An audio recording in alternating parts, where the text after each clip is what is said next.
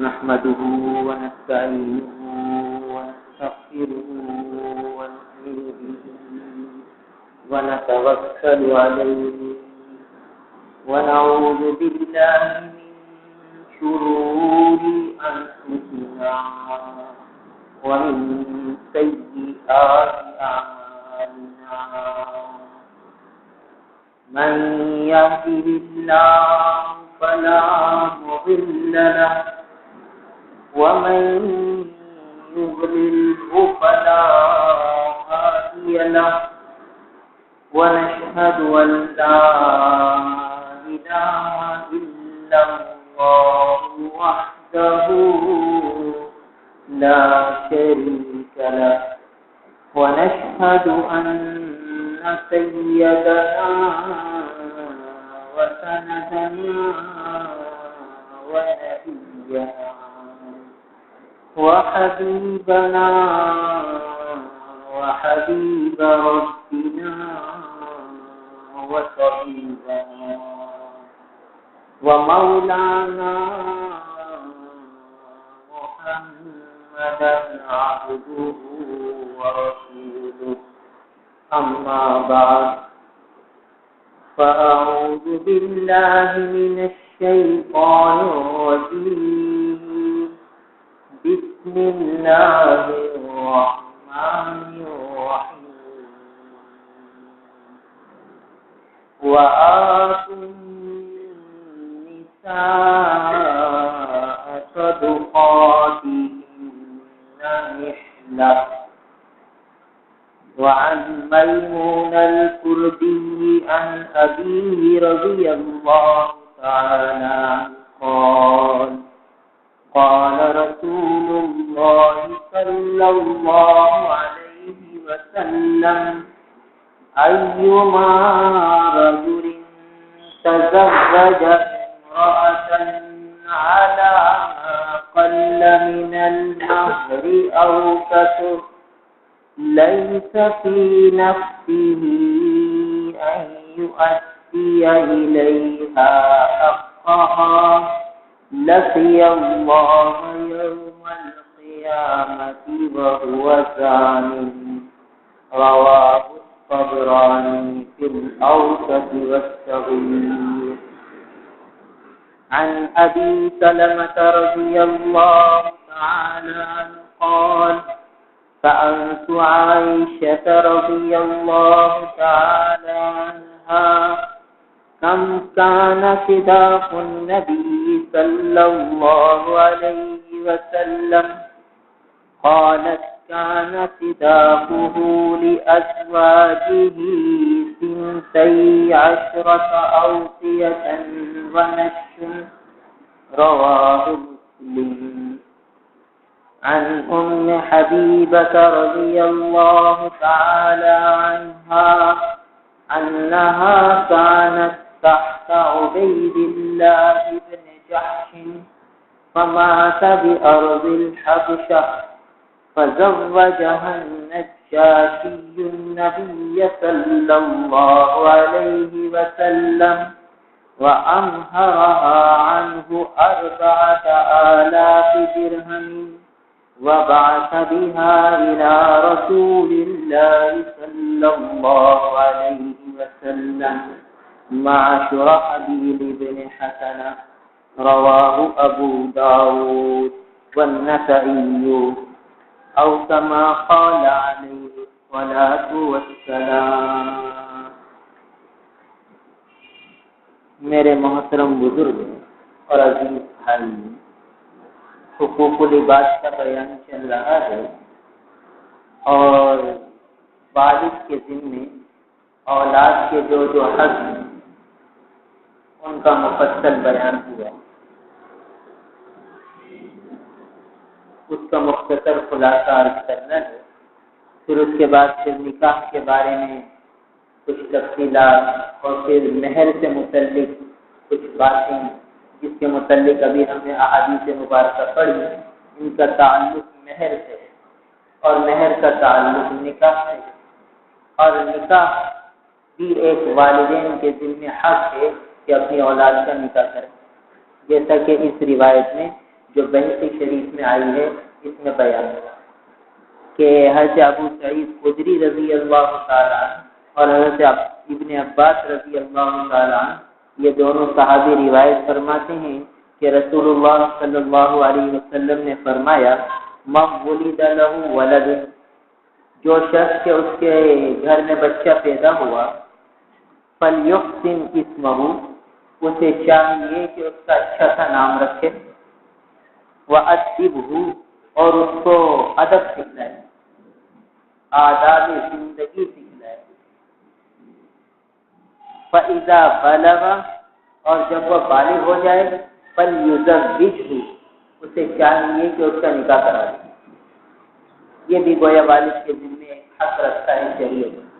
کہ اولاد بالغ ہو جائے تو اس کا نکاح کرا دے۔ اور آگے فرمایا فَإِن بَلَغَ، اگر بچہ بالغ ہو گیا، وَلَمْ يُزَوِّجْهُ، اور ابا نے اس کا نکاح نہیں کرایا، فَأَصَابَ إِثْمًا، وہ کسی گناہ میں مبتلا ہو گیا، کوئی بے حیائی کا کام کر دیتا، کوئی گناہ اس کبیرہ کا ارتکاب کر گیا نکاح نہ ہونے کی وجہ سے، فَإِنَّمَا إِثْمُهُ عَلَىٰ أَبِيهِ، تو یقیناً پکی بات ہے کہ اس کا گناہ اس کے ابا پر ہوگا۔ یہ جو گناہ کا ارتکاب اس نوجوان بچے نے کر لیا، شہوت کے غلبے میں آ کر، اس گناہ کا وبال اور سزا اس کے ابا کو بھگتنی پڑے گی۔ دیکھیے کتنا اہم حق ہے۔ تو جو سب سے پہلا حق والد کے ذمہ اولاد کا آیا وہ یہ ہے کہ ایک ایسی نیک عورت سے نکاح کرے جو اس کے بچے کی ماں بنے۔ یہ سب سے پہلا حق ہے اولاد کا، جو ایک باپ بننے والے کے ذمہ لازم ہے کہ اب اس کی اولاد ہوگی تو اس کی اولاد کے لیے وہ کیسی ماں منتخب کرتا ہے، کیسی عورت چنتا ہے، دیندار کو چنتا ہے یا بے دین کو۔ یہ سب سے پہلا حق ہے ایک والد جو بننے والے والد کے لیے، جو ابھی والد بنا نہیں ہے، کیونکہ حضور صلی اللہ تعالی علیہ وسلم نے فرمایا کہ نکاح جو کیا جاتا ہے کسی عورت سے وہ حسب نسب کی وجہ سے کیا جاتا ہے، مالداری کی وجہ سے کیا جاتا ہے، حسن و جمال کی وجہ سے کیا جاتا ہے، اور دینداری کی وجہ سے کیا جاتا ہے۔ اور فرمایا فَاذْكُرْ بِذَاتِ الدِّينِ تَرِبَتْ يَدَاكَ، او کما قال علیہ السلام کہ تو دینداری کو ترجیح دے اور دیندار عورت کو تلاش کر۔ یہ حضور صلی اللہ تعالیٰ علیہ وسلم نے ترغیب دی ہے کہ یہ جو عورت کو دیندار اپنے نکاح میں لائے گا، جو شریعت کی پابند ہوگی، تو آگے یہ اپنی اولاد کی بھی شریعت کے مطابق رہنمائی کرے گی، تربیت کرے گی، تو یہ بچے آگے جا کے سچائی جاریہ بنے گی۔ تو پہلا حق اولاد کا کہ نیک عورت سے نکاح کرے۔ اس کے بعد اگلا حق اولاد کا کہ جب بچہ پیدا ہو تو اس کے سیدھے کان میں اذان اور الٹے کان میں اقامت، یہ حدیث میں آیا۔ اور بعض علماء نے فرمایا کہ جب حمل ٹھہر جائے تو اب میاں بیوی دونوں چوکنے ہو جائیں کہ دیکھو ابھی آنے والی نسل ہے، ہماری باتوں کا اس پر اثر پڑتا ہے، لہذا چوکنا ہو جائیں اور شریعت کی پابندی کا اہتمام اور زیادہ شروع کر دیں۔ ہر قسم کی بے حیائی سے، ہر قسم کی منکرات سے، ہر قسم کے فواہش سے اپنے آپ کو بچانے کا پورا اہتمام کریں کہ جو ماں باپ کے اخلاق ہوتے ہیں اس کا اثر اب یہ پیٹ میں آنے والی اولاد سے پڑے۔ اب دیکھیے علماء فرماتے ہیں کہ اب ماں کو بھی محتاط رہنا ہے، کثرت سے ذکر کا اہتمام ہو، تلاوت کا اہتمام ہو، نوافل کا اہتمام ہو، بے دینی، بے حیائی، گناہ کے ہر کام سے بچنے کا اہتمام ہے کہ آنے والی نسل پر اس کا اثر پڑے۔ اور علماء نے لکھا ہے کہ جو شخص یہ چاہتا ہے کہ اس کی اولاد ذہین ہو اور حافظ قرآن ہو تو اس کو چاہیے کہ وہ اپنی بیوی کو تاکید کرے کہ جب وہ اپنی اولاد کو دودھ پلائے تو قبلہ رخ بیٹھ کے دودھ پلائے اور باوضو ہو کر دودھ پلائے، اور جب تک بچہ دودھ پیتا ہے درود شریف پڑھتی ہے، اور درود شریف ناگا کے دنوں میں، چھٹی کے دنوں میں بھی پڑھنے کی اجازت ہے۔ تو 3 کام ہو گئے کہ قبلہ رخ بیٹھنے کا اہتمام، وضو کا اہتمام اور درود شریف پڑھتے رہنے کا اہتمام۔ تو جب اس طرح اہتمام ہوگا تو اب یہ جو اولاد ہوگی پھر یہ آگے جا کے صدقہ جاریہ بنے گی، اپنے دور کے فقہاء، علماء، اعلیٰ درجے کے صالحین میں شمار ہوگی۔ اب فرمایا کہ جب بچے کی ولادت ہو جائے تو سیدھے کان میں اذان، الٹے کان میں اقامت، اور اگلا عمل تحنیک کا کہ کسی نیک بزرگ سے چھوارا چکوا دے، اب تحنیک بھی کروا لی۔ اب 7واں دن آیا تو 7ویں دن 4 کام کرنے ہیں باپ کو۔ بچے کا سر منڈوانا ہے، ایک کام بالوں کے وزن کے برابر چاندی کی قیمت تک کا کرنا ہے، دوسرا کام، اور بچے کا اچھا سا نام تجویز کر لینا ہے، متعین کر دینا ہے کہ ہم نے یہ نام رکھا۔ یہ تیسرا کام، اور چوتھا کام یہ ہے کہ عقیقہ کرتے ہیں۔ ایک لڑکا ہے تو 2 یا 1 بکری، اور لڑکی ہے تو 1 ہی بکری، یہ عقیقہ ہو گیا۔ 4 کام 7ویں دن ہو گئے۔ اچھا سا نام رکھے، ایسا نام جس میں انبیاء کی نسبت ہو، اللہ تعالیٰ کے صفاتی نام ہو، یا صحابہ کرام رضوان اللہ تعالیٰ علیہ اجمعین کے نام ہو، یا اولیاء کاملین کے نام ہو، یا پھر اچھے معنی والے نام۔ فَلْيُحَسِّنْ اسْمُهُ، اچھا سا نام رکھے، جیسا کہ اس حدیث میں تاکید آئی ہے۔ تو یہ مستقل حکم ہے باپ کہ اپنی اولاد کا اچھا نام رکھے۔ اچھے نام کی یہ تفصیل ہوئی کہ یا تو اللہ تعالیٰ کے صفاتی ناموں میں سے کوئی نام رکھے جائے، یا انبیاء کرام کی نسبت سے نام رکھے جائیں، یا اولیاء کرام کی نسبت سے نام رکھے جائیں، یا صحابہ کرام کی نسبت سے نام رکھے جائیں، یا پھر اچھے معنی والے نام رکھے، جس کے معنی اچھے۔ تو اب یہ 7ویں دن یہ 4 کام ہو گئے۔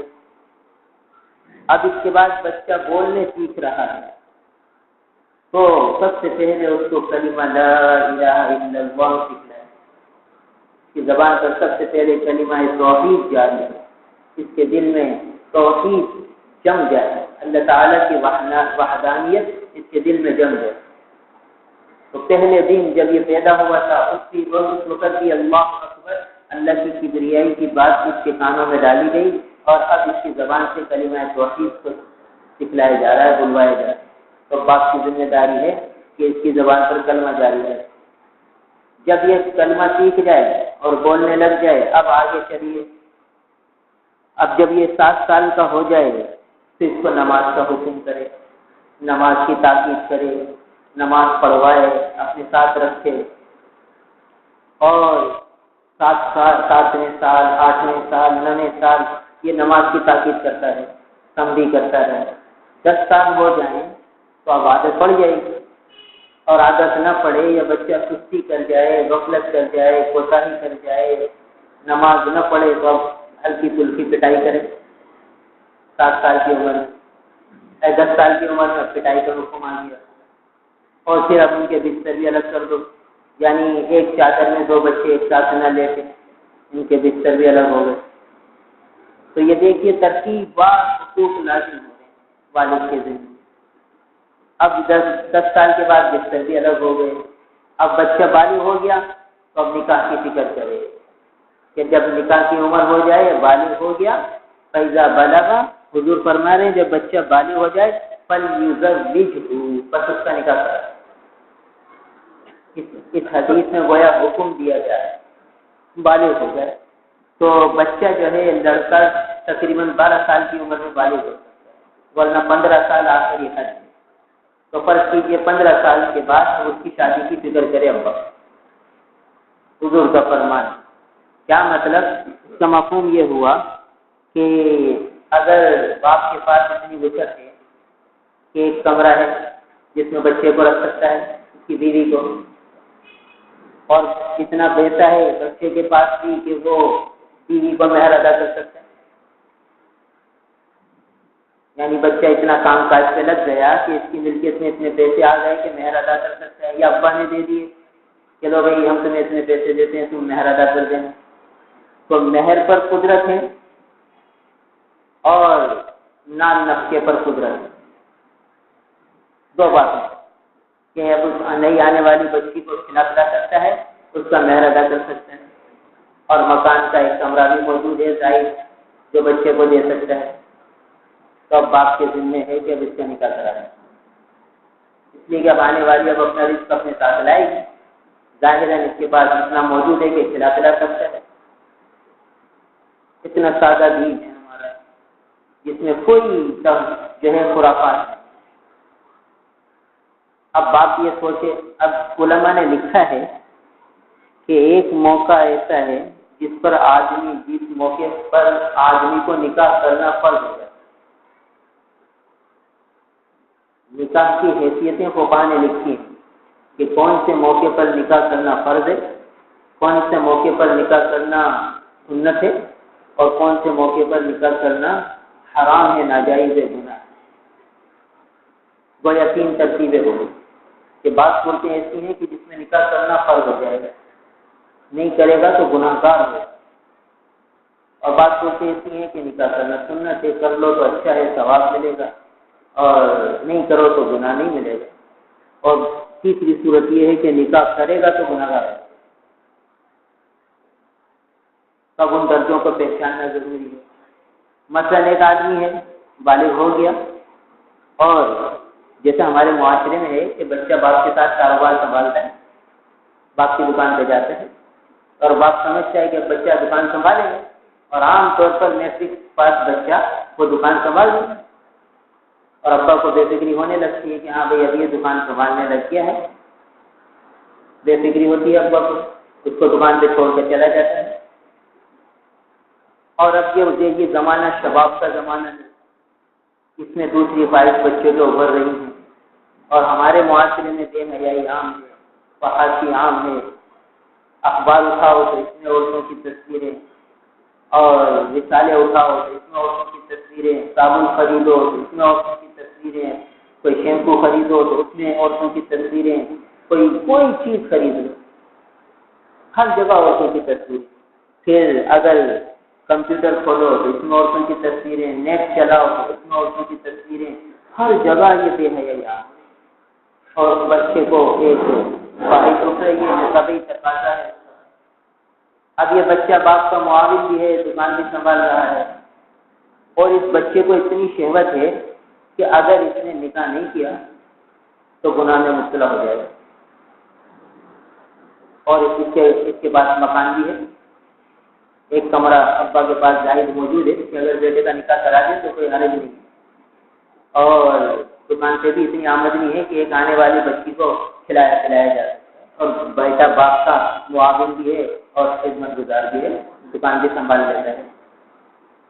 دیکھیے گویا کہ اس طرح ایک اعتبار سے بچہ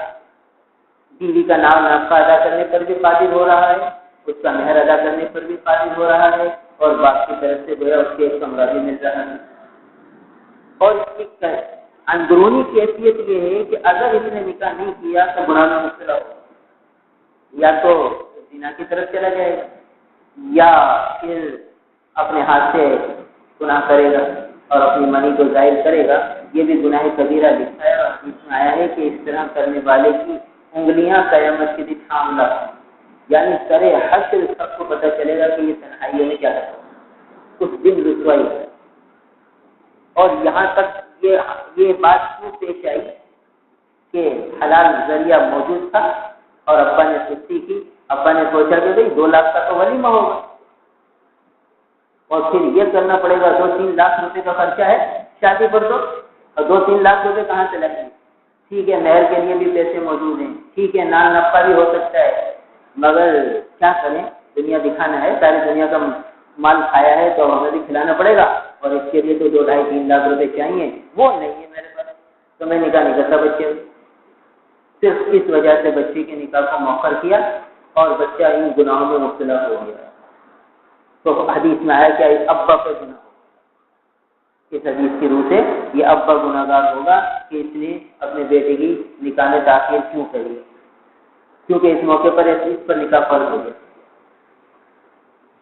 تو جس آدمی کے پاس اتنا اثاثہ ہو کہ وہ مہر ادا کر سکتا ہے، بیوی کو کھلا پلا سکتا ہے اور بیوی کو ایک کمرہ دے سکتا ہے، اور اس کی طبیعت اتنی شہوت والی ہے کہ وہ برداشت نہیں کر سکتا، صبر نہیں کر سکتا اور گناہ میں مبتلا ہونے کا یقین ہے کہ آج کل ماحول اتنا بنا ہوا ہے، بے حیایان ہے، تو اس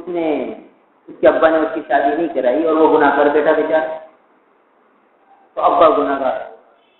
اس کے ذمہ تھا کہ نکاح کرا تھا، اس نے کرایا نہیں، صرف اس وجہ سے کہ بھائی ابھی تو شادی ہم یوں سمجھتے ہیں کہ بھائی یہ جو ہے ذرا جو ہے بڑا ہو جائے، 25-30 سال کا ہو جائے اور جو ہے ہمارے پاس اتنا پیسہ جمع ہو جائے کہ جس سے ہم بڑی دعوت کر سکیں، 500-700 آدمیوں کا کھانا کر سکیں، تب تو سمجھو کہ بھائی ہاں اب ہم نکاح کے قابل ہیں۔ معاشرے میں یہ بات چلی گئی،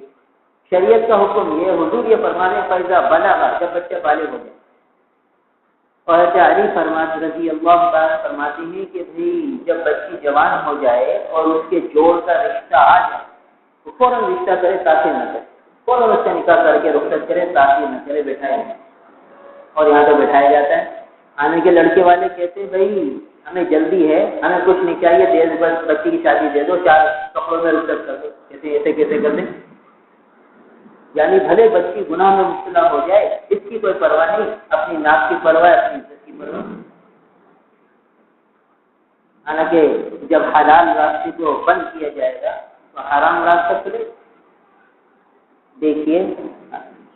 حلال کے اندر اللہ تعالیٰ نے محبتیں رکھی ہیں،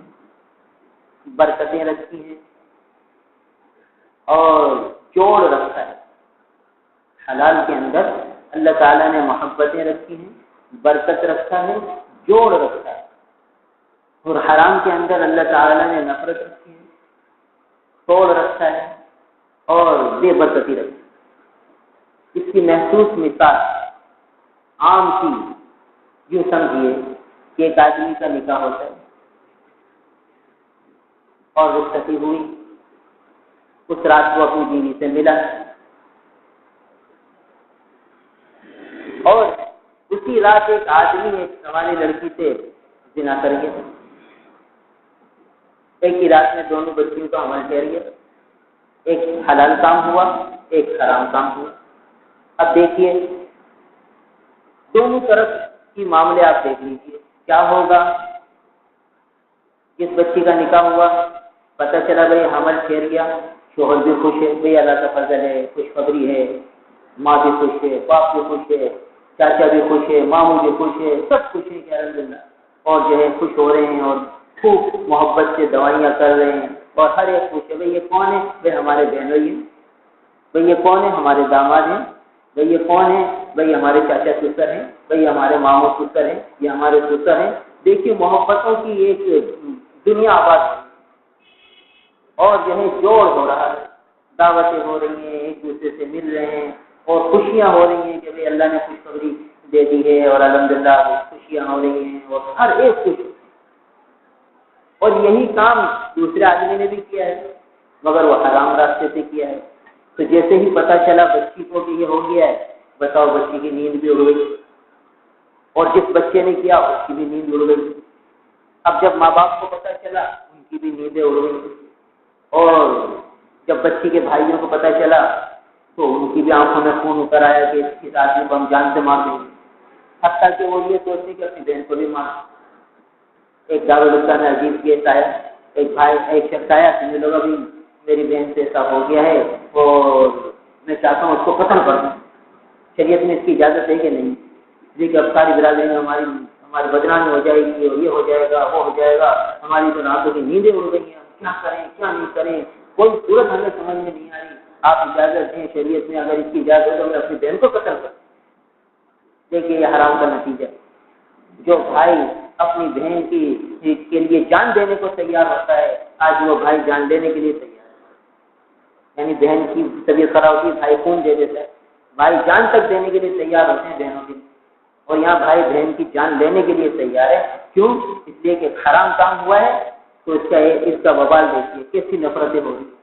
کیسے فتنے ہو رہے ہیں، کیسی لڑائیاں ہو رہی ہیں، کیسے توڑ ہو رہے ہیں. اور اسی رات میں یہ ایک حلال کام بھی ہوا ہے، اس میں کیسی محبتیں ہو رہی ہیں. پھر کیا ہوا؟ پھر یہاں ولادت ہوئی تو اور خوشیاں ہو گئی، مٹھائیاں کھلائی جا رہی ہیں، عقیقے ہو رہے ہیں، دعوت ہو رہی ہے. بھائی کوئی ماموں بن رہا ہے، کوئی چاچا بن رہا ہے، اور بھائی کوئی نانا بن رہا ہے، کوئی دادا بن رہا ہے. خوشیاں ہو رہی ہیں، جو مل رہے ہیں خوشی کا اظہار کر رہے ہیں. کیوں؟ یہ حلال کی برکتیں ہیں، حلال میں محبت ہے. یہ اللہ تعالیٰ آنکھوں سے دکھ رہا ہے. اور حرام میں اب اگر وہاں بچہ ہو گیا تو ہر طرف غم کے بادل ہے، اور ہر ایک منہ چھپائے پھر رہا ہے. کیا کرے؟ معاشرے میں رہنے کے قابل نہیں رہا، وہ پورا خاندان پریشان ہو گیا. اب وہ بچی تو کیا، اس بچی کی بہنوں کے بھی رشتے نہیں ہیں. یہ کیا ہو گیا؟ بھائی حرام کام ہو گیا. اور حرام کیوں ہوا؟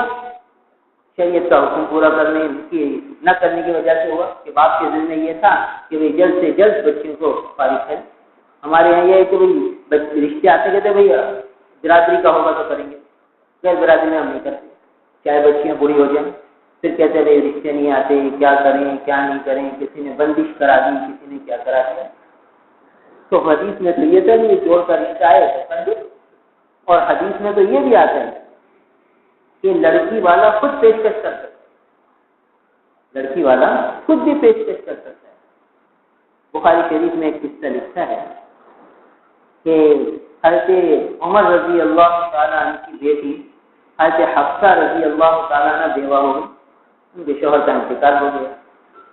اب یہ باپ کے لیے کتنا بڑا صدمہ ہے کہ بیٹی بیوہ ہو جائے. پھر عزت گزر گئی. حضرت عمر رضی اللہ تعالیٰ عنہ، اب باپ کو فکر ہوتی کہ وہ بیٹی کی جلد سے جلد کہیں رشتہ ہو جائے. تو حضرت عمر رضی اللہ تعالیٰ عنہ حضرت عثمان غنی رضی اللہ تعالیٰ عنہ کے پاس گئے. سمجھنے لگے کہ میری بیٹی اب بیوہ ہو گئی ہے، عزت بھی پوری ہو گئی ہے، میں چاہتا ہوں کہ آپ سے رشتہ ہو جائے تو اچھا ہے، آپ نے کہا ہے. تو آپ کی کیا رائے ہے اس بارے میں؟ تو حضرت عثمان غنی رضی اللہ تعالیٰ عنہ نے فرمایا کہ میرا فی الحال ارادہ نہیں ہے نکاح کرنے، اس پیشکش کو رد کرنا. اب اندازہ کیجئے کہ باپ کے دل سے کیا چوٹ گزرتی ہے جب رشتہ رد ہو جاتا ہے بچی کا. حضرت عمر رضی اللہ تعالیٰ عنہ پی گئے اس صدمے سے. یہ صحابہ کی زندگی ہمارے لیے نمونہ ہے. امام بخاری رحمہ اللہ نے بات قائم فرمایا اس بات پر کہ لڑکی والا بھی اگر اچھا رشتہ ہے تو پیشکش کر سکتا ہے، اس میں کوئی عیب کی بات نہیں، اس میں کوئی گناہ کی بات نہیں. تو حدیث میں آ گیا ہے کہ جب بچے جوان ہو جائیں تو جلد سے جلد رشتے کریں. تو اب بچی کا رشتہ اپنے خاندان میں ہے تو وہاں بات چلانے کی کوشش کریں. یہ نہیں کہ ہمارے پاس آئے گا تو کریں گے ورنہ ہم کیسے کریں، ہماری تو زبان نہیں اٹھتی، ہم کیا کریں، ہم تو مجبور ہیں، بیٹی والا کیسے آگے بڑھے. بھائی حدیث میں موجود ہے، اسلام کے اندر اس میں کوئی قباحت نہیں، اس میں کوئی عیب کی بات نہیں. اگر خود زبان نہیں اٹھتی تو کسی کے واسطے سے آدمی راستے چلائے، کوشش کرے. برادری میں ہے تو ٹھیک ہے، اگر محلے میں ہے، اچھے گھرانے ہیں، شریف لوگ ہیں تو بات کرنے میں کوئی مذائقہ نہیں، کوئی عیب کی بات نہیں، کیونکہ شریعت میں اس کی اجازت ہے. اور دوسری طرف جو نقصان ہے وہ بڑے خطرناک ہے. تو آج کیا ہو رہا ہے کہ نقصان برداشت کرنے کے لیے تیار ہیں اپنی ظاہری عزت کی وجہ سے، اور شریعت پر عمل کرنے کے لیے تیار نہیں کہ بھائی یہ حجاب کی بات ہے ہم کیسے کریں، ہماری تو زبان نہیں ہوتی. حضرت عثمان غنی رضی اللہ تعالیٰ نے رد فرما دیا اس رشتے کو. تو حضرت عمر رضی اللہ تعالیٰ نے یہ رشتہ حضرت ابوبکر رضی اللہ تعالیٰ کو پیش فرمایا. حضرت ابوبکر رضی اللہ تعالیٰ سے ملاقات ہوئی، فرمایا کہ بھائی میں چاہتا ہوں کہ اپنی بیٹی کا رشتہ آپ سے کروں. حضرت ابوبکر رضی اللہ تعالیٰ نے فرمایا کہ دیکھتے ہیں سوچتے ہیں. جواب نہیں دیا، نہ ہاں کہا نہ کہا. اب حضرت عمر رضی اللہ تعالیٰ بیچ میں رہ گئے کہ بھئی یہ حضرت ابوبکر نہ ہاں کہتے ہیں نہ کہتے ہیں. اور حضرت عمر فرماتے ہیں کہ مجھے حضرت عثمان غنی رضی اللہ تعالیٰ کے جواب دے دینے سے اتنی تکلیف نہیں ہوئی جتنی حضرت ابوبکر رضی اللہ تعالیٰ کے اس طرح لٹکا دینے سے ہوئی کہ نہ ہاں کہتے ہیں نہ کہتے، نہ کہہ دیں تو میں کہیں اور ترتیب بناؤں، ہاں کہتے ہیں تو یہی کر دوں، میں یک طرفہ تو ہو جاؤں۔ اور حضرت ابوبکر رضی اللہ تعالیٰ نے خاموش سے جواب نہیں دے رہے۔ اسی اثنا میں سرور عالم نبی کریم صلی اللہ تعالیٰ علیہ وسلم کا رشتہ آ گیا حضرت عمر کے پاس، اور جب حضرت عمر رضی اللہ عنہ کے پاس حضور کا رشتہ پہنچا تو اس سے بڑھ کر کیا سعادت ہوگی، فوراً تیار ہوئے اور حضرت حفصہ رضی اللہ تعالیٰ عنہ ام المومنین بن گئی۔ حضرت عمر رضی اللہ تعالیٰ عنہ سرور دو جہاں نبی کریم صلی اللہ تعالیٰ علیہ وسلم کے سسر بن گئے، اور اتنا مبارک رشتہ حضرت عمر کو مل گیا، کیونکہ فکر تھی باپ کو کہ بیٹی کو اچھا رشتہ مل جائے۔ حضرت عثمان غنی رضی اللہ عنہ کو پیش فرمایا، حضرت ابوبکر رضی اللہ عنہ کو پیش فرمایا، دونوں کی طرف سے کوئی واضح بات نہیں آئی تو اللہ کے رسول کی طرف سے خود کو خود آ گیا۔ اب کیا ہوا دیکھیے، صحابہ کی معاشرت دیکھیے، جب یہ رشتہ ہو گیا، نکاح ہو گیا، رخصتی ہو گئی، تو حضرت ابوبکر رضی اللہ تعالیٰ عنہ حضرت عمر کے پاس آئے۔ بخاری شریف میں سارا قصہ موجود ہے۔ حضرت ابوبکر نے فرمایا کہ بھائی عمر،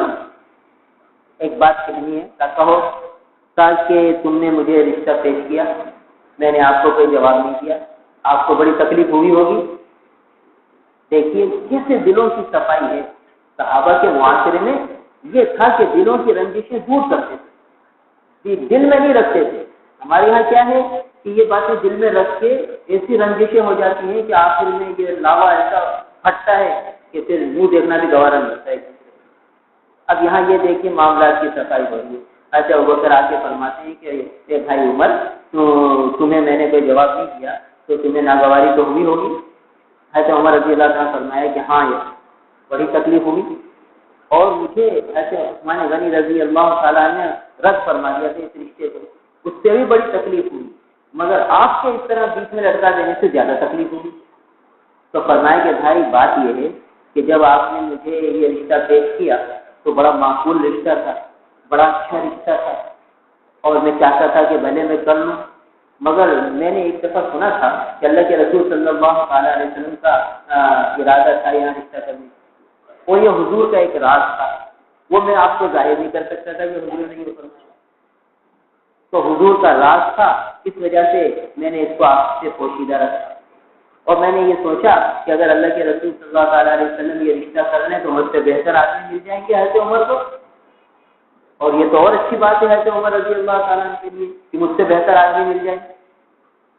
اور اگر حضور صلی اللہ علیہ وسلم اس رشتے کو نہیں کریں گے تو پھر میں کر لوں گا کہ رشتہ اچھا ہے، معقول ہے، مناسب ہے، تو اس وجہ سے میں خاموش رہا۔ تو بھائی میری طرف سے اذیت ہوئی ہو تو معاف کر دیں۔ دیکھیے کیسے معاملے کو صاف کروا دیا، کیسے دلوں کا صفایا کر دیا کہ جو جنجشیں تھی فوراً صاف ہو گئی دونوں طرف۔ تو بہرحال حدیث میں یہ قصے بھی موجود ہیں کہ اگر بچی خود والا خود جو ہے بات سے راستے نکال کر کوئی ترتیب بنائے تو اس کی گنجائش ہے، اس میں کوئی حرج کی بات ہے، کوئی عیب کی بات نہیں۔ تو بہرحال اس حدیث میں یہ آیا کہ جب بچہ بالغ ہو جائے تو باپ کے ذمہ لازم ہے کہ اب اس کا نکاح کرائے، اگر وسعت ہے مہر ادا کر سکتا ہے، نفقہ ادا کر سکتا ہے، ایک کمرہ اس کو دے سکتا ہے، تو اب باپ کے ذمہ لازم ہے کہ وہ نکاح کرا دے، ایسا نہ ہو کہ بچہ گناہ میں مبتلا ہو جائے۔ تو فرض نوعیت قد میں نکاح کر لینے کی جس وقت یہ ساری چیزیں مہیا ہوں اور طبیعت میں شہوت کا غلبہ اور اتنا سخت غلبہ ہو کہ اگر نکاح نہیں کرے گا تو گناہ میں مبتلا ہو جائے۔ اگر ایسی کوئی صورت ہے تو باپ کے ذمہ لازم ہے کہ نکاح کرائے،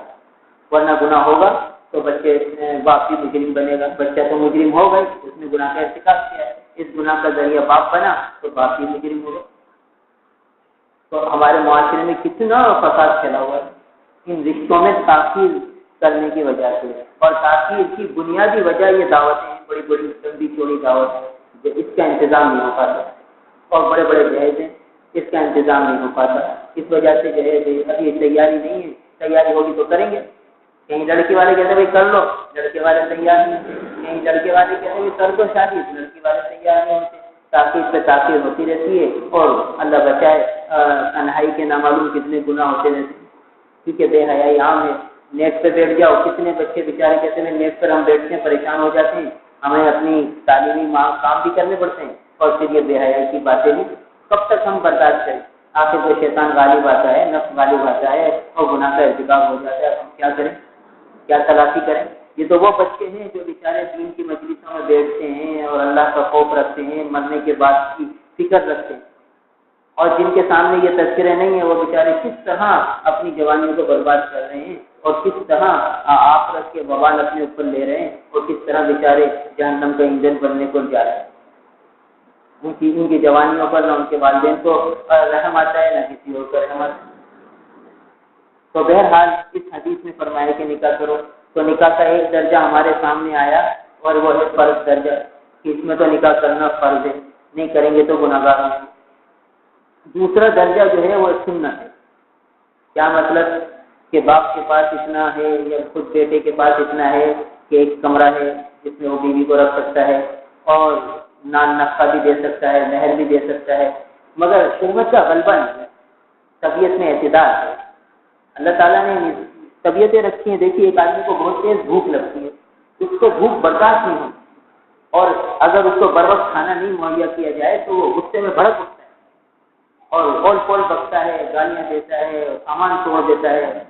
کیونکہ اس سے غصہ برداشت نہیں ہوتا، بھوک برداشت نہیں ہوتی، اور بھوک برداشت نہیں ہوتی تو اس سے یہ ساری چیزیں پیش آئیں. یا عام ہوتا ہے سب گھر والے کہتے ہیں بھائی اس سے بھوک برداشت نہیں ہوتی، کہ یہ بھوک اگر اس کو بھوک پر کھانا مہیا نہ کیا تو اس کی الٹی سیدھی حرکتیں شروع کر دیتے،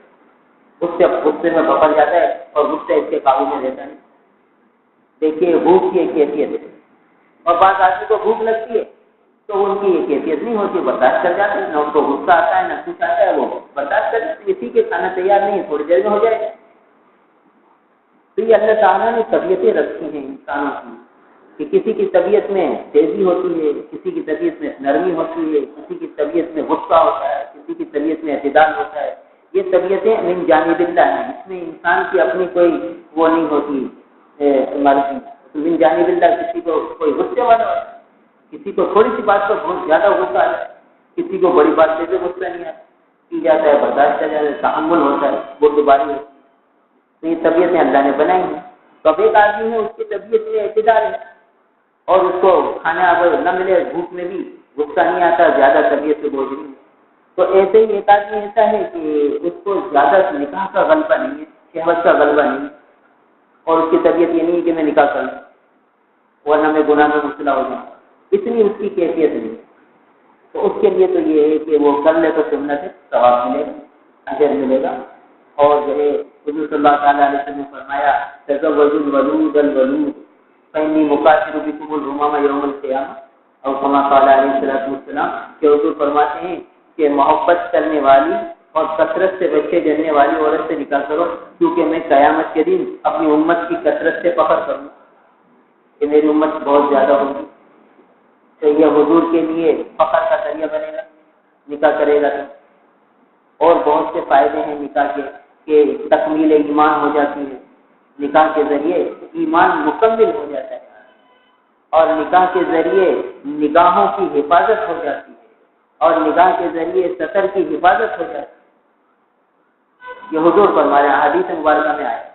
کہ نکاح کر لینے سے نگاہیں کی حفاظت کا سامان ہو جاتا ہے، اور نکاح کر لینے سے سطر کی حفاظت کا سامان ہو جاتا ہے. تو اس لیے فرمایا کہ اس کے لیے نکاح کر لینا سنت ہے. یہ نکاح کر لے تو اچھی بات ہے. اب دیکھیے کتنی بڑی سنت سے بہت سے لوگ صرف اس وجہ سے محروم ہیں کہ بھئی کھانا تو بہت بڑا کرنا ہے، 2.5-3 لاکھ روپے کا خرچہ ہے، جب یہ ہو جائے گا جب ہم اس سنت پر عمل کریں گے، ورنہ کوئی ضرورت نہیں ہے سنت پر عمل کرنے کی. کوئی اللہ ہم اپنی صحیح ہمارا عمل یہ ثابت کر رہا ہے کہ ہمیں سنت پر عمل کرنے کی کوئی فی الحال ضرورت نہیں ہے. جب ہوگا تو کریں گے سنت پر عمل، جب اتنا اثاثت جمع ہو جائے گا تو یہ سنت پر عمل کریں گے، ورنہ سستے میں ہم اس سنت پر عمل نہیں کریں گے. ہزاروں لاکھوں روپیہ خرچ کر کے اس سنت پر عمل کریں گے، ورنہ کام نہیں کریں گے. تو گویا کہ عملاً ہم نہیں کہہ رہے. تو کتنی بڑی محرومی ہے، سنت پر عمل سے محرومی ہے. لہذا یہ درجہ سنت کا ہے، کرنے تو بہت اچھی بات ہے. اور علماء نے لکھا ہے کہ نکاح عبادت کے قبیلے سے، احناف کے نزدیک یہ عبادت ہے. کیا مطلب کہ اگر ایک آدمی نکاح کرتا ہے اور ایک آدمی ساری رات نوافل پڑھتا ہے تو نکاح کرنے والا یہ افضل ہے اس آدمی سے جو صرف عبادت کرتا ہے. اس لیے کہ عبادت کرنے والا اس کا نفع اس کی ذات کو پہنچے گا، اس کی جنت بنے گی۔ اور جس نے نکاح کیا وہ اپنی بیوی سے ملے گا تو اس سے حمل ہوگا، اس سے پھر جو اولاد ہوگی وہ عالم، حافظ، مجاہد اور دین کے داعی اور دین کے پھیلانے والے بنیں گے، یعنی اس کا فائدہ متعدی ہوگا، پوری امت مسلمہ کو اس کا فائدہ پہنچے گا۔ تو اس لیے احناف کے نزدیک نکاح کر لینا افضل ہے، عبادت کرنے سے نکاح کرنا افضل ہے۔ دیکھیے تو اس لیے فرمایا کہ بھئی یہ دوسرا درجہ یہ سنت درجہ ہے، اس میں آدمی کو نکاح کرنے میں جلدی جلدی چاہیے کہ حضور فرماتے ہیں من رغب عن سنتی فلیس منی، جو میری سنت سے اعراض کرے گا وہ مجھ سے نہیں۔ حضور فرماتے ہیں فلیس منی، وہ ہمارا آدمی نہیں ہے جو ہماری سنت سے اعراض کرتا ہے، ہماری سنت کو پسند نہیں کرتا۔ دوسرے الفاظ میں یہ کہہ لیجیے اس کا مفہوم یہ نکلا کہ سنت کے پر عمل کرنے میں ٹال مٹول کرتے رہتے، اعراض کرتا ہے۔ حالانکہ سنت پر تو یہ تھا کہ لپک کر عمل کرے، جلد سے جلد عمل کرنے کی کوشش کرے اگر اسباب مہیا ہیں۔ تو یہ دوسرا درجہ نکاح کا سنت درجہ ہے، اور تیسرا درجہ وہ حرام ہے، ناجائز ہے، گناہ نکاح کرنا منع ہے۔ کیا مطلب کہ ایک آدمی کے پاس مہر ادا کرنے کے لیے پیسے نہیں، نان نفع دینے کے لیے کچھ نہیں، تو یا وہ نامرد ہے، وہ عورت کی خواہش کو پورا نہیں کر سکتا، تو پتہ ہے پھر بھی وہ نکاح کرتا ہے اور ایک عورت کی زندگی کو پریشان کرتا ہے، اب اس کو کھانے کو نہیں دیتا یا اس کی خواہش کو پورا نہیں کر پاتا تو اس کے لیے وبال بن گیا۔ تو ایسی صورت پر نکاح کرنا منع ہے اس آدمی کے لیے، کرے گا گناہگار ہو۔ دیکھیے یہ بھی ایک درجہ ہے، کتنے لوگ ہیں بچہ منع کرتا ہے کہ ابا مجھے نکاح نہیں کرنا، اور شرما حضوری میں اپنی کیفیت بتاتا نہیں کہ کیا کیفیت ہے، یعنی اس کو عورت کی رغبت نہیں ہے، یہ بھی ایک مرض ہے اور یہ بھی من جانب اللہ ہے، اس میں اس بچے کا تو کوئی قصور نہیں، بس اب اس کی طبیعت ایسی بن گئی کہ اس کو رغبت نہیں ہے، اس کے اندر وہ خواہش نہیں ہے جو ایک مرد میں ہوتی ہے، اور وہ منع کرتا ہے اور اپنی کیفیت کا واضح اظہار کر نہیں پاتا، اور والدین زبردستی کہتے ہیں نہیں ہم اس کا نکاح کرائیں گے، اور وہ بیچارہ منع کرتا رہتا ہے، پھر نکاح کرا دیتے، نکاح کے بعد پھر وہ عورت کے ساتھ پڑھ نہیں پاتی اور وہ اس کو تسکین نہیں پہنچا سکتا۔ اب کیا ہوا، لڑائی جھگڑے فتنے فساد شروع ہو گئے، آخر میں جا کے لڑائی ہوئی، طلاق تک نوبت پہنچی، تو یہ حرام کام ہوا۔ دیکھیے حالانکہ والدین تو یہ سمجھ رہے ہیں کہ ہم تو فرض ادا کر رہے ہیں، ہماری ذمہ داری تھی بچے کو نکاح کرانے کی، ہم نے کرا دیا، تو بھائی ذرا بچہ منع کر رہا تھا، اس کا سبب پوچھا جاتا، اس سے معلوم کیا جاتا، وہ براہ راست بتانے میں جھجکتا تھا، اس کے دوستوں کے ذریعے کسی اور واسطے رابطے سے معلوم کیا جاتا کہ اس کی منع کرنے کی بنیادی وجہ کیا ہے۔ ایسے کتنے دارالاسلامی کیس آتے رہتے ہیں کہ بھائی وہ زبردستی نکاح کرا دیتے، بچے میں خواہش نہیں تھی، تو یہ درجہ حرام ہے، اس موقع پر نکاح کرنا ہی نہیں تھا، زبردستی کرا دیا۔ تو ہمارے معاشرے میں کیا ہو رہا ہے، یہ غلو ہو رہا ہے، افراط اور تفریط ہو رہا ہے۔ نکاح جس کو خواہش ہے اس کا نکاح نہیں کرا رہے، جس کو خواہش نہیں ہے اس کو زبردستی نکاح کرا۔ اب زندگی پریشان ہو رہی ہے، وہ بچے کی بھی پریشان ہو گئی، بچی کی بھی پریشان ہو گئی، دونوں خاندان میں نفرتیں ہو گئی، لڑائی جھگڑے ہو گئے، کیونکہ ہم نے مثال سے سمجھا دیا کہ حرام کام ہوگا تو نفرتیں ہوں گی، توڑ ہوگا، نقصان ہوگا، حلال ہوگا تو برکتیں ہوں گی، رحمتیں ہوں گی۔ تو اس درجے میں نکاح حرام تھا، ناجائز تھا، مگر زبردستی کیا گیا۔ اب ایک صورت رہ گئی کہ بھئی بچے کے پاس جو ہے وہ اسباب نہیں ہے، مہر ادا کرنے کے لیے بھی نہیں ہے، نان نفع دینے کو بھی نہیں ہے، اور کمرہ بھی ایک ایسا نہیں ہے کہ جس میں اپنی بیوی کو رکھ سکے، مگر شہوت کا کرتا ہے، اور ایسی شہوت ہے کہ اگر نکاح نہیں کرے گا تو گناہ میں مبتلا ہو جائے گا۔ اب نکاح نہیں کرتا تو بھی گناہ میں مبتلا ہو رہا ہے، اور نکاح کرتا ہے تو اس کے لیے ناجائز ہے کہ وہ نکاح کرے، کہ عورت کو کچھ کھلا پلا تو سکتا نہیں، تو پھر کیا کرے؟ پھر اللہ کے رسول صلی اللہ علیہ وسلم نے فرمایا کہ ایسے آدمی کو چاہیے کہ فلیصم، وہ روزہ رکھے، وہ کثرت سے روزے رکھے، اتنے روزے رکھے کہ اس کی شہوت ختم ہو جائے۔ یہ حضور نے عمل فرما دیا، تاکید فرما دی کہ ایسے آدمی کو روزے کی کثرت کرنی چاہیے۔ وہ والدین ہیں وہ بھی بچے کو بتانے نہیں دیتا تم روزے رکھا کرو، اور وہ روزہ رکھے تو کوئی جھجک کی بات نہیں، عیب کی بات نہیں، شرم کی بات نہیں، کہ حدیث میں آ گیا کہ ایسے آدمی کو روزہ رکھنا ہے۔ اب ہوتا یہ ہے کہ بہت بار بچے بیچارے مسئلہ پوچھ لیتے ہیں، انہیں بتا دیا جاتا ہے کہ بھائی تم روزے رکھو، اور وہ روزے رکھتے شروع کرتے تو والدین اور بن جاتے ہیں، بھائی گرمی کے زمانے روزے نہ رکھو، ارے بھائی کمزور ہو جاؤ گے، اور ماں باپ شفقت میں آ کر اس کو روزے سے روک دیتے، اب وہ روزے سے رکتا ہے تو شہرت بڑھتی ہے، گناہ میں مبتلا ہونے کا خطرہ ہو جاتا ہے۔ تو والدین کی ذمہ داری تھی نا کہ وہ احادیث سمجھ کے علماء کے پاس جا کے معلومات کرتے کہ ہمارا بیٹا روزہ رکھنے لگ گیا، اب ہم کیا کریں، اس کو روزے سے منع کریں یا رکھنے دیں؟ تو بھائی اس موقع پر حضور نے فرمایا کہ روزے رکھو۔ حضور فرماتے ہیں کہ ایک جوانوں کی جماعت تم میں سے جو نکاح کی قدرت رکھتا ہے وہ تو نکاح کر لے، اور جو قدرت نہیں رکھتا اسے چاہیے کہ وہ روزہ رکھے، کیونکہ روزہ رکھنے سے اس کی شہوت ٹوٹ جائے گی۔ یہ حضور نے علاج فرمایا۔ تو جو نبوی علاج ہے وہ ہم کرتے نہیں، تو اس لیے اس درجے میں آ کر آدمی روزے کی کوشش کرے اور روزہ رکھ کر کثرت سے روزے رکھنے پڑیں گے، یہاں تک کہ روزے رکھ کے اپنی شہوت کو ٹھنڈا کریں۔ تو بہرحال یہ نکاح کے 3 درجے ہمارے سامنے آئے۔ تو احادیث مبارکہ میں نکاح کی تفصیلات ہیں، اسی کے ذیل میں مہر کے احکامات آ رہے ہیں۔ تو یہاں سے حقوق و لباس کا جو ایک معاملہ، یعنی ایک چیپٹر تھا، ایک باب تھا کہ والدین کے ذمہ اولاد کی کیا ذمہ داری ہے، اولاد کے کیا کیا حقوق ہیں، یہاں آ کر والدین کے حقوق پورے ہوئے۔ اب یہ ایک نیا باب شروع ہو رہا ہے نکاح کے اعتبار سے، اور اس نکاح کے اندر ایک ہے معاملہ مہر کا، کہ اب مہر کی کیا رقم ہونی چاہیے، کتنی مقدار میں مہر ہونا چاہیے، اور مہر کیوں دیا جاتا ہے، اور کم از کم کتنا مہر ہونا چاہیے، زیادہ سے زیادہ کتنا مہر ہونا چاہیے، یہ ہر مسلمان کو معلوم ہونا چاہیے۔ نکاح ہر مسلمان کرتا ہے تو اس کے ذمے یہ ساری چیزوں کی معلومات ہونا بھی ضروری ہے۔ تو یہ جو پہلی حدیث آئی، پہلے تو قرآن پاک کی آیت ہے وَآتُوا النِّسَاءَ صَدُقَاتِهِنَّ نِحْلَةً، کہ عورتوں کو ان کا مہر خوشی خوشی ادا کرو۔ قرآن نے حکم دیا ہے وَآتُوا النِّسَاءَ صَدُقَاتِهِنَّ نِحْلَةً، کہتے ہیں کہ عورتوں کو جو ان کا مہر ہے وہ خوشی خوشی ادا کرو۔ اور حدیث میں قرآن پاک میں آیا کہ تم جو عورتوں سے نکاح کرو تو اس لیے کرو عفت اور پاک دامنی حاصل کرنے کے لیے کرو، غیر مسافحین یعنی یہ صرف شہوت پوری کرنے کے لیے نہ کرو۔ نکاح جو کرو تو کس لیے کرو، مہر ادا کرو، اور نیت عفت اور پاک دامنی ہو، نیت جو ہے وہ شہوت پورا کرنا نہ۔ تو قرآن نے نکاح کا مقصد بتایا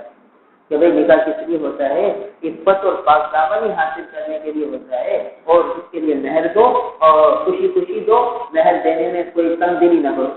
اور نیت تمہاری کیا ہو، وہ صرف خواہش پوری کرنا نہ، غیر مسافحین یعنی صرف شہوت رانی نہ ہو، بلکہ عفت اور پاک دامنی ہو۔ تو قرآن نے یہ تاکید کی کہ نکاح کیوں کیا جاتا ہے، نکاح اس لیے کیا جاتا ہے تاکہ آدمی کو عفت ملے، پاک دامنی ملے، اور اس کے لیے اس کو مہر مال بھی خرچ کرنا ہے، ان تبتغوا باموالکم، کہ مال خرچ کرو اس کے لیے، یعنی مہر ادا کرو۔ تو اب مہر کتنا دیں، اس کی تفصیلات فقہاء نے بیان فرمائی ہیں کہ کم سے کم مہر وہ 10 درہم ہوتا ہے۔ 10 درہم کے بنے تقریباً 3.25 تولہ چاندی، 3.25 تولہ چاندی کی آج کل قیمت تقریباً 3000 کے قریب ہے، تو 3000 سے کم مہر مقرر نہیں ہو سکتا۔ اگر کوئی 3000 سے کم مہر مقرر کرے گا تو بھی 3000 ہی دینا پڑے گا۔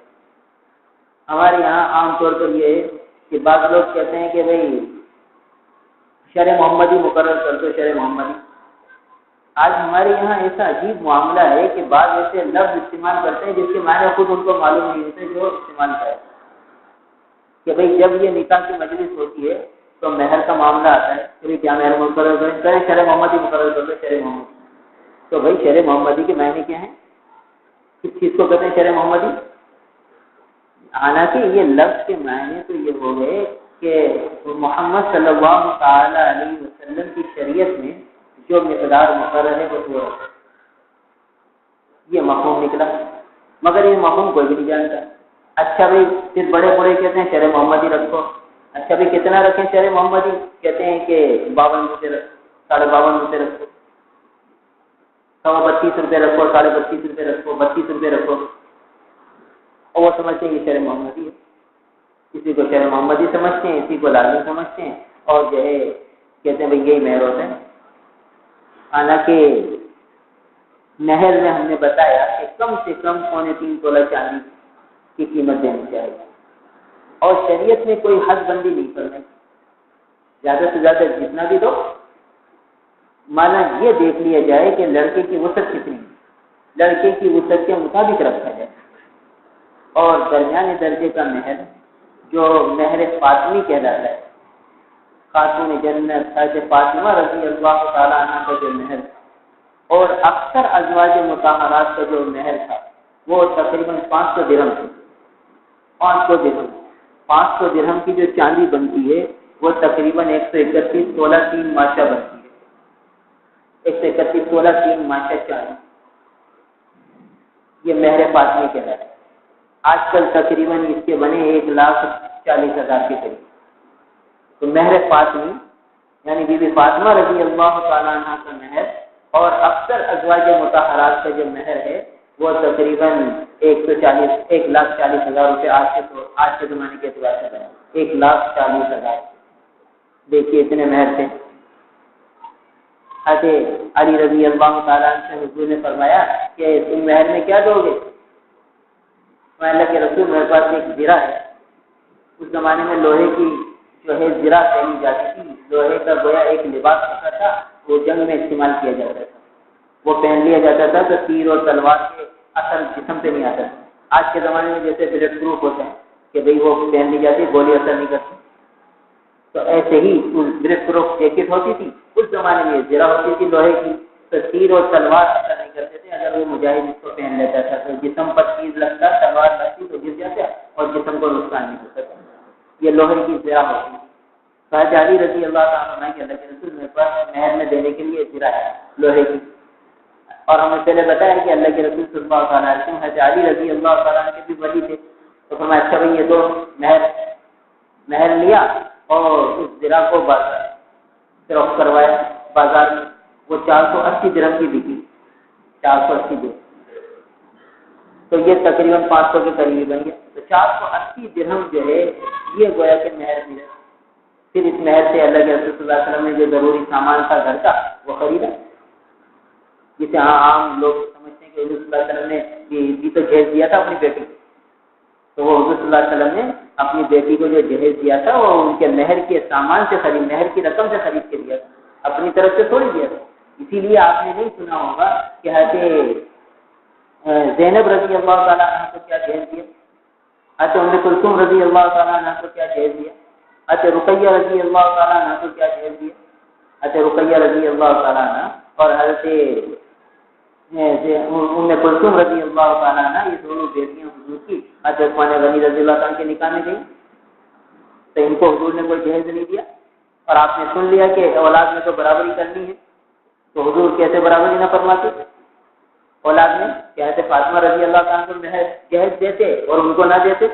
ایسا تو ممکن ہی نہیں۔ تو 3 بیٹیاں تو وہ تھی، ان کے بھی نکاح ہوئے ہیں، ان کے لیے جہیز کا کوئی ذکر کتابوں میں نہیں ملتا، تو معلوم ہوا کہ بی بی فاطمہ رضی اللہ تعالیٰ عنہ کو بھی جو جہیز دیا وہ اصل میں ان کے مہر کی رقم سے سامان خریدا، جو حضرت علی رضی اللہ عنہ نے زرہ دی تھی وہ بیچی اور جو پیسے ملے اس میں سے یہ سامان خریدا،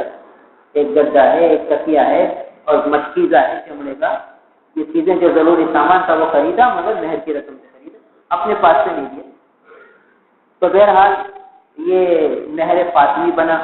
اور ازواج مطہرات کا مہر تقریباً 1,40,000 روپے آج کے اعتبار سے بنتا ہے۔ اور یہ ہے کہ جتنی وسعت ہو، یہ 2 لاکھ دے سکتا ہے 2 لاکھ دے دے، 10 لاکھ دے سکتا ہے 10 لاکھ دے دے۔ بعض برادری میں بڑے مالدار لوگ ہوتے ہیں، ابھی ایک نکاح ہو تو 50 تولے سونا دیا، 50 تولے سونا، انہوں نے کہا کہ بھائی یہ تو ہم ابھی بھی کم دے رہے ہیں، اور ہیں وہ کروڑ پتی لاکھ اربوں پتی، تو انہوں نے کہا بھائی ہمارے لیے یہ 50 تولہ بھی تو حیثیت نہیں رکھتا، دے دیے، خوشی خوشی دے دیے، کوئی حرج نہیں۔ تو ایسے بھی ہیں لوگ، تو شریعت نے کوئی حد بندی نہیں کی کہ بھائی اتنا دو گے اس سے زیادہ نہیں دے سکتے، کم سے کم کی تو حد متعین کر دی کہ 10 درہم یعنی 3.25 تولہ چاندی سے کم نہ ہو، اور زیادہ سے زیادہ کی حد نہیں کی کہ آدمی اپنے وسعت کے مطابق جتنا دینا چاہے دے دے، اور درمیان نے یہی رکھا کہ مہر فاطمی، اور ایک یہ ہے کہ آدمی اپنی وسعت کے مطابق 10,000 20,000 25,000 50,000 جتنے بھی دے، مگر یہ رکھ سمجھنا ہے کہ یہ دینا ہے،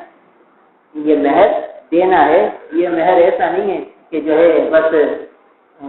لکھوانے کو لکھوا دیا باقی دینا تو ہے۔ اس بارے میں دیکھیے یہ حدیث کتنی سخت آئی ہے، اس میں وہی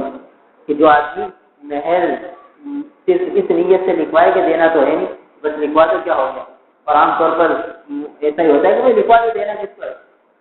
دینا دلانا ہے نہیں نا، ہمیں لینا ہے بس لکھوا تو ہمیں بس ایک یہ روک رکھنا ہے کہ اتنا مہر مقرر کیا ہے، نہ ہم مانگیں گے نہ آپ دینا، اور وہ دینے والا بھی اسی نیت سے لکھواتا ہے کہ مجھے دینا ہے نہیں۔ تو اس بارے میں سخت حدیث آئی ہے، سخت ڈانٹ ہے۔ تو فرمایا آج اللہ کے رسول صلی اللہ تعالی علیہ وسلم نے ایما رجل تزوج امرأة،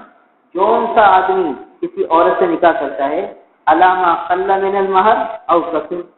قلیل مہر مقرر کرتا ہے یا زیادہ مہر مقرر کرتا ہے، لیس فی نفسه ان یؤدی الیہا حقها، مگر اس کے دل میں یہ نہیں ہے کہ میں اس کو ادا کروں گا، اس کے دل میں یہ کہ میں مہر ادا نہیں کروں گا، بس طے کر دیتا ہے۔ لقی اللہ یوم القیامہ، وہ اللہ تعالیٰ سے اس حال میں ملاقات کرے گا قیامت کے دن، وہ زانی، کہ وہ زانی شمار، یعنی اللہ کی بارگاہ میں جب کھڑا ہوگا تو یہ اس جرم کا مجرم شمار ہوگا۔ اس حال میں قیامت کے دن اللہ سے ملاقات کرے گا۔ دیکھیے ہمارے معاشرے میں کتنا ہے، دینے کی نیت ہی نہیں، دینے کے جذبے ہی نہیں، لکھوا دیا بس ٹھیک ہے، پر ہر میں یہ تو یوں سمجھتے ہیں کہ یہ فارمیلٹی ہے بس، اور کچھ نہیں۔ اور حدیث میں اتنی سخت وعید آئی ہے، بہرحال اس میں اور بھی کچھ تفصیلات ہیں، انشاءاللہ اگلے ہفتے بات ہوگی۔ اللہ تعالیٰ ہم سے دعا کی۔ الحمدللہ رب العالمین والعاقبۃ للمتقین والصلاة والسلام علی رسولہ محمد وآلہ وأصحابہ اجمعین۔ اللهم انت السلام ومنك السلام تبارک یا ذا الجلال والاکرام۔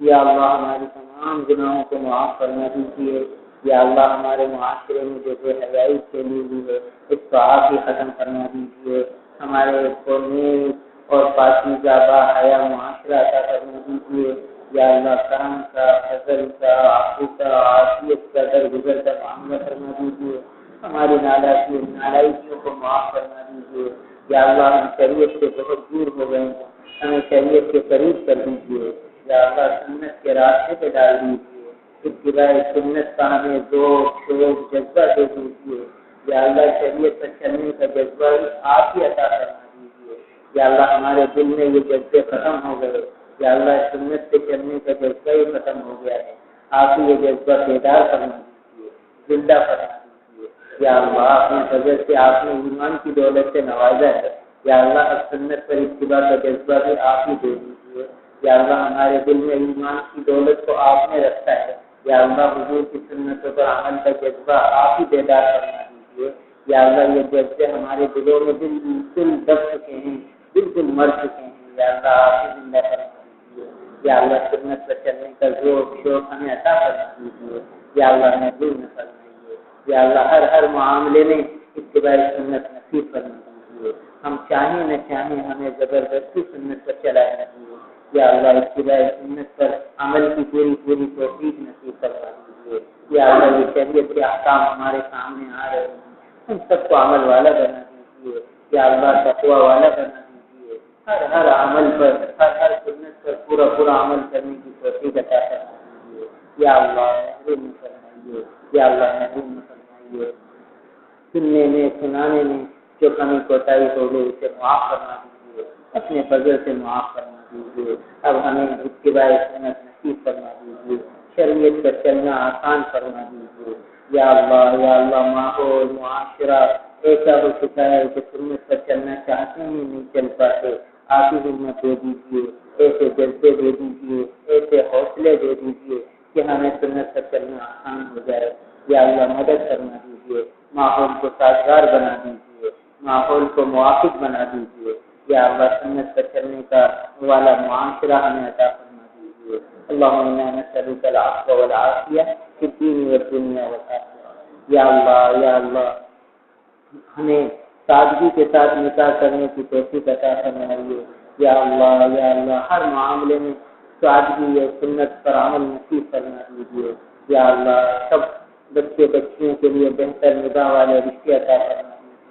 جو بچیاں بیچاری بیٹھی ہوئی ہیں ان کے والدین فکر مند ہیں، یا اللہ جلد ان کے لیے نکاح والے رشتے عطا فرما دیجیے، جوڑ کے رشتے عطا فرما دیجیے۔ اے اللہ جو بچے نکاح کے لیے بیٹھے ہیں ان کے لیے بھی جوڑ کے رشتے عطا فرما دیجیے، غیر سے مدد فرما دیجیے۔ یا اللہ جن خاندانوں میں رنجشیں ہیں وہاں الفت محبت پیار کی فضائیں قائم کرنے دیجیے، جہاں میاں بیوی میں لڑائی جھگڑے ہیں یا اللہ وہاں محبتوں کی فضا قائم کرنا دیجیے، یا محبت کی فضائیں قائم کرنا دیجیے۔ یا اللہ ہم نے سنت کو چھوڑا، شریعت کو چھوڑا تو نفرتوں میں ہمارے درمیان ڈیرے ڈال لیے، یا اللہ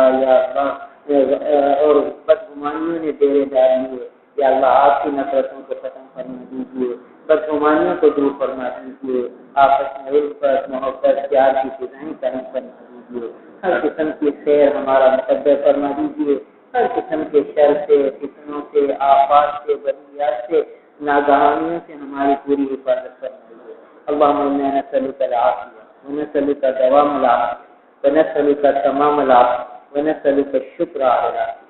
یا اللہ جو جس پریشانی میں مبتلا ہے اس کی پریشانیاں دور کرنا دیجیے، سب کے ساتھ عفو و عافیت اور درگزر کا معاملہ کرنا دیجیے، کسی کو بھی محروم نہ فرمائے۔ جن جن نے جو دعاؤں کے لیے کہہ رکھا ہے سب کی نیک تمناؤں کو پورا کرنا دیجیے، جائز حاجات کو اپنے غیبی خزانے سے پورا کرنا دیجیے، سب کی مشکلات کو دور کرنا دیجیے، رکاوٹوں کو دور کرنا دیجیے، آسانیاں اور سہولتیں مقدر کرنا دیجیے۔ اللهم هذا الدعاء وعليك الإجابة وهذا الجهد وعليك السكلان۔ اللهم إنا نسألك من خير ما سألك منه نبيك محمد صلى الله عليه وسلم، ونعوذ بك من شر ما استعاذك منه نبيك محمد صلى الله عليه وسلم۔ أنت المستعان وعليك البلاغ ولا حول ولا قوة إلا بالله، وصلى الله تعالى على خير خلقه محمد وآله وأصحابه أجمعين، آمين برحمتك يا